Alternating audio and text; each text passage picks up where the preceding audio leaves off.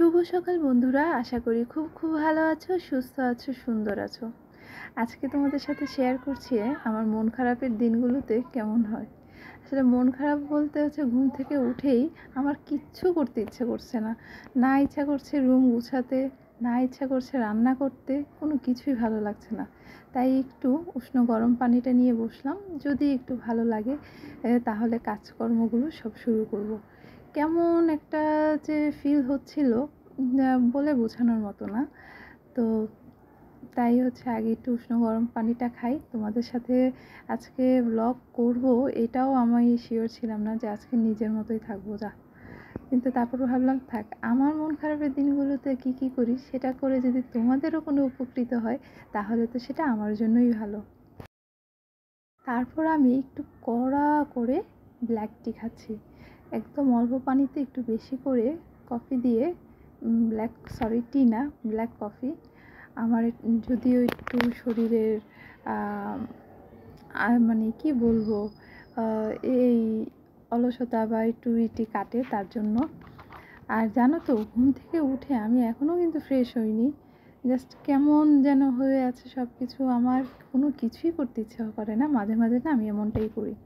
তখন কি করি, খুব ভালো করে এক কাপ কফি বানাই শুধু নিজের জন্য, আর প্রকৃতির দিকে অবাক চোখে তাকিয়ে থাকি। তোমাদেরকে অবশ্যই একটু পরে আমি দেখাবো। তারপর হচ্ছে আমি একটু নিজের কেয়ার নিই। আর এই যে দেখো, আমার এই ছোট্ট সোনাটা চলে আসছে, এখন সে এখানে বুকেই থাকবে। আর আমি যতটুকুলো কথা বলছি ওকে যে তুমি কি তোমার কি ক্ষুধা লাগছে, তোমার অনেক আদর লাগবে, বাস ওকে পেয়ে আমি একদম হ্যাপি। আমার মন খারাপ, কাজ করার অনীহা সব কিছু চলে গেছে। আর এর মাঝে আমি একটু এক্সারসাইজও করে নিয়েছি। আজকে কেন যেন ভারী এক্সারসাইজও করতে ভালো লাগছিল না, একদম হালকা এক্সারসাইজটা করে নিয়েছি।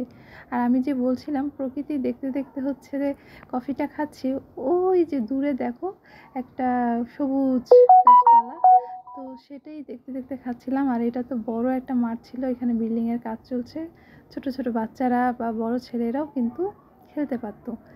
তারপর ভাবলাম যে এখন আগে নিজের কেয়ারটা, নিজের যত্নটা নিয়ে শুরু করি, তারপর হচ্ছে বাড়ির কাজে হাত দিব, মানে বাসার কাজে। তো আগে হেয়ারটাকে সুন্দর করে আমি কম্ব করে নিচ্ছি। আর তোমরাও যেদিন তোমাদের মুড অফ থাকে, কিছুই করতে ইচ্ছা করে না, সেই দিনটাতে কিভাবে সব কিছু শুরু করো আমাকে একটু দয়া করে কমেন্টসে জানিয়ে দিও। সারা রাত বেনুনি করে রাখাতে দেখো চুলে কি সুন্দর হালকা একটা ওয়েভ এসেছে, সেটা খুব ভালো লাগে। এটা আমি নারকেল তেল দিয়ে মেথিটা সারা রাত ভিজিয়ে রেখেছি, এখন এটাই আমি মাথায় অ্যাপ্লাই করে নিব। চুলের জন্য এই দুটো ইনগ্রিডিয়েন্টস খুবই উপকারী।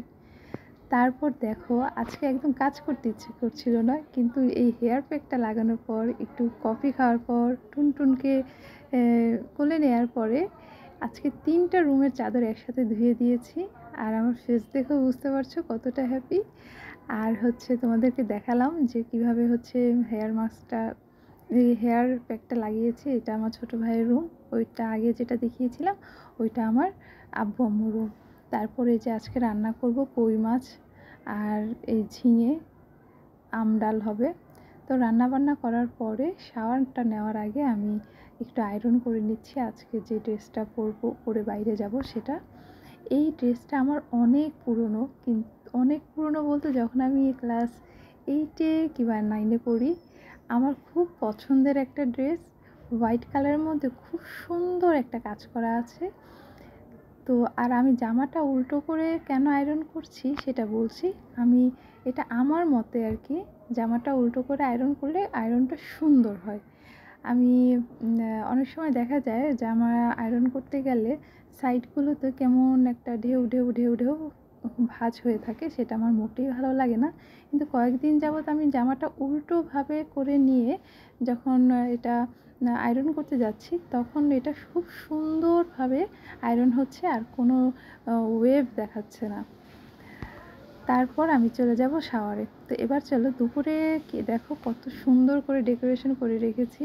আর এত অল্প কিছু আছে আমার কাছে, যা আছে তা দিয়েই আমি সাজাই, তাতেই আমার খুব ভালো লাগে যে না এখানে আমার হাতের ছোঁয়া আছে।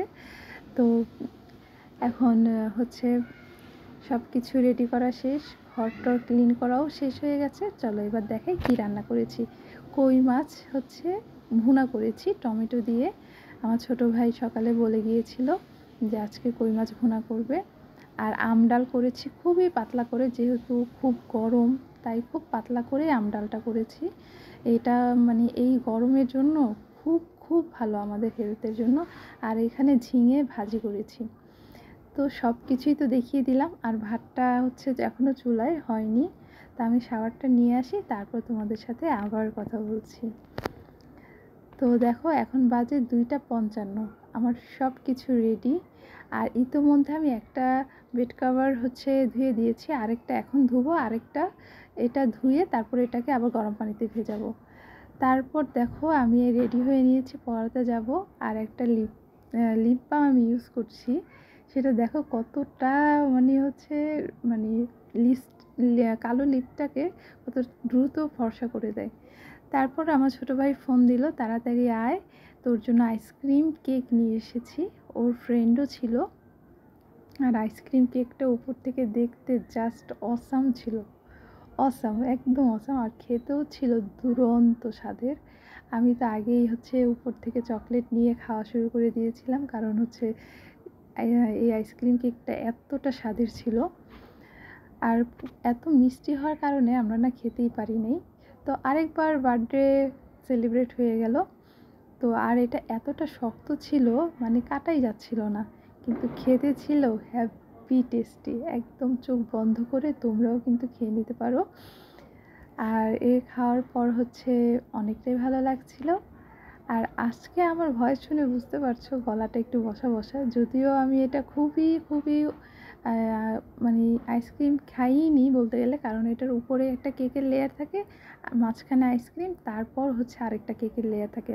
আমি উপর থেকে চকলেটগুলো নিয়ে নিয়ে খেয়েছি, যেহেতু আমার গলার অবস্থাটা বেশ ভালো তাই। তো আজকের ব্লগটি যদি বন্ধুরা ভালো লেগে থাকে অবশ্যই লাইক, কমেন্ট, শেয়ার, সাবস্ক্রাইব করে দিও।